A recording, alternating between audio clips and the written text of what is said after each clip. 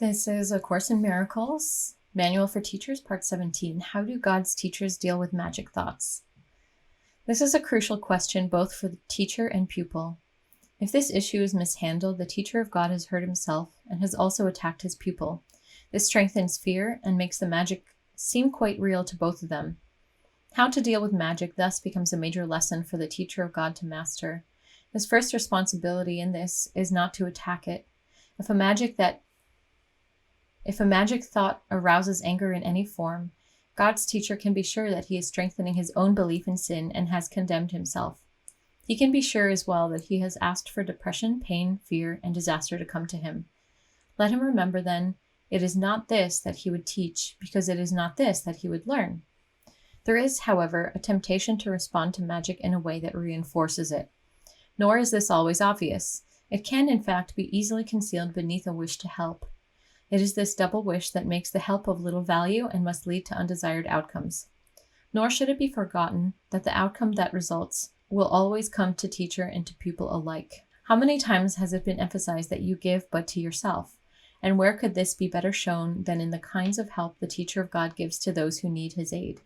Here is his gift most clearly given him, for he will give only what he has chosen for himself, and in this gift is his judgment upon the Holy Son of God.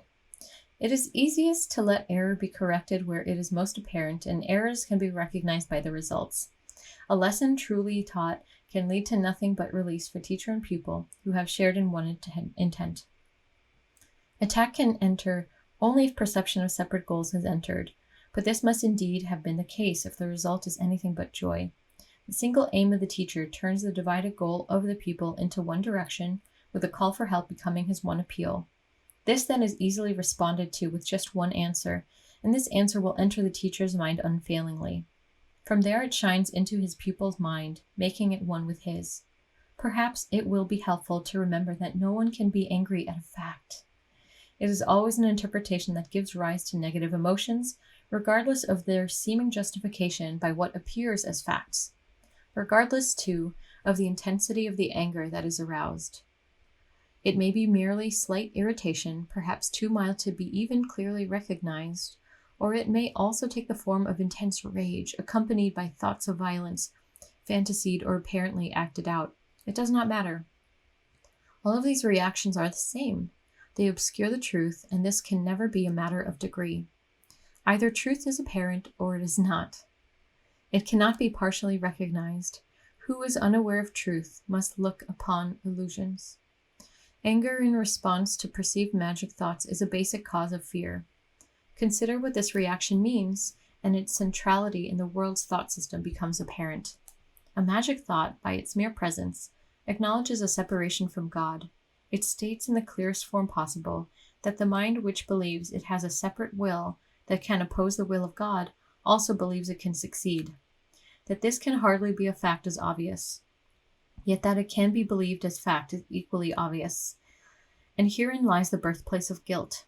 Who usurps the place of God and takes it for himself now has a deadly enemy, and he must stand alone in his protection and make himself a shield to keep him safe from fury that can never be abated and vengeance that can never be satisfied. How can this unfair battle be resolved? Its ending is inevitable, for its outcome must be death. How then can one believe in one's defenses? Magic again must help. Forget the battle. Accept it as a fact, and then forget it. Do not remember the impossible odds against you. Do not remember the immensity of the enemy, and do not think about your frailty in comparison. Accept your separation, but do not remember how it came about. Believe that you have won it, but do not retain the slightest memory of who your great opponent really is. Projecting your forgetting onto him, it seems to you he has forgotten too. But what will now be your reaction to all magic thoughts? They can but reawaken sleeping guilt, which you have hidden but have not let go.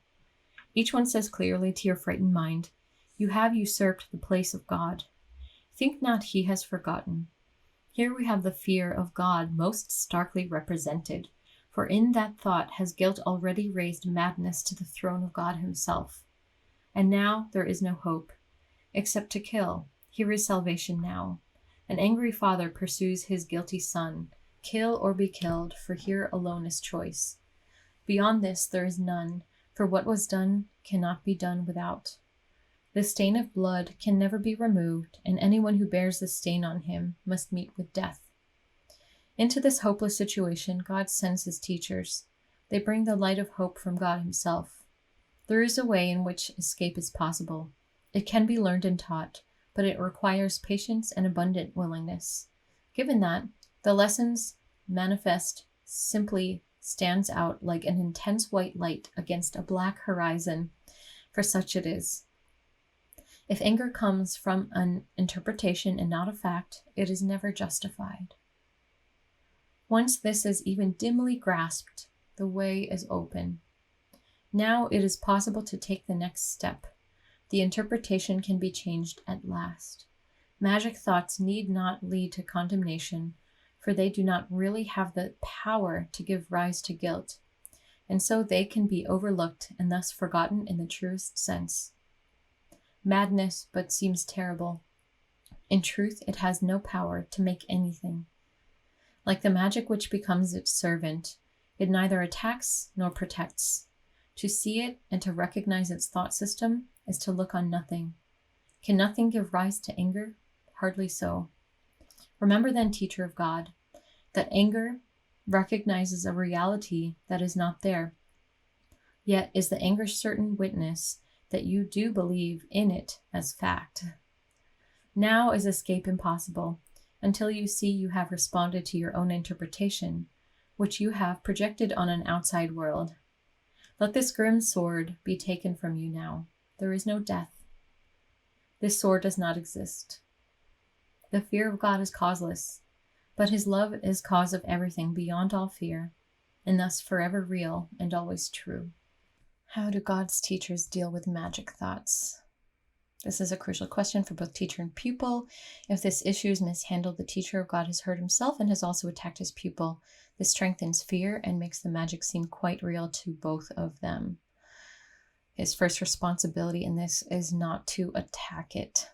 Somehow this reminds me of Doreen Virtue, where she basically created this whole world in the New Age with decks and oracle cards and information content books about crystals and angels and so many different things. And I think a lot of people opened up to connecting with those things because it was exactly what they needed at that time. But in the recent couple of years, she had an experience where she just converted her thought system and is very strictly a Christian and believes that all of those things, that she was wrong about it all and that it's all the devil. And I don't know, when I see it, I just kind of laugh because, you know, it's perfect. Like that whole experience that she had, I'm sure is just exactly what is needed in her path. And when she first came out with this new reality for herself, where she was saying that everything is basically the devil, then it created this sort of backlash of people being like, what the hell? You create all this and then you tell us that none of it's real. And a lot of people felt attacked. And even if she has a message to share about the benefits of Christianity, or that really her attempt is to get closer to God, I see that by trying to basically expose all of these magic principles, that it was perceived as attack. And I honestly don't think that that has helped her to share what she really wants to share. And in a way, as it says here, it strengthens fear and makes the magic seem quite real to both of them. Like, I just don't think that you need to demonize anything, because if you are demonizing it, you're in a way making it real. So yeah, I mean, I don't know, I don't know what her experience is, but just based on a couple of videos that I saw and a couple of articles that I read about her, and after I had also used several of her decks and have found benefit from it. But, I've also gone to an experience where some of those things that before I was so into, I don't really resonate with anymore. But I don't attack it, and I don't think that that isn't useful for other people. But just to realize that we don't need to attack anything because that makes it more real for us. If we try to tell people, don't do this, don't do that, we're making it more real. And so how do we, and it says here, there is a temptation to respond to magic in a way that reinforces it, and it can be easily concealed beneath a wish to help. Like, let's say Doreen Virtue, she wanted to help, like her like maybe she did have an experience of God, of connecting with God in a way that she never had before with all of these other new agey kinds of things that she was really into before, and that her sincere wish is to help people. Maybe it's actually reinforcing it in a way and isn't really helping her real wish of having people to be closer with God. So moving on. A lesson truly taught can lead to nothing but release for teacher and pupil who have shared in one intent. And I think I've definitely had experiences where it's like I was trying to maybe convince somebody of something, where, I found this newfound truth for me, and the person that maybe I was talking with reflected my old thought system, and it's like I wanted to convince them to see something new.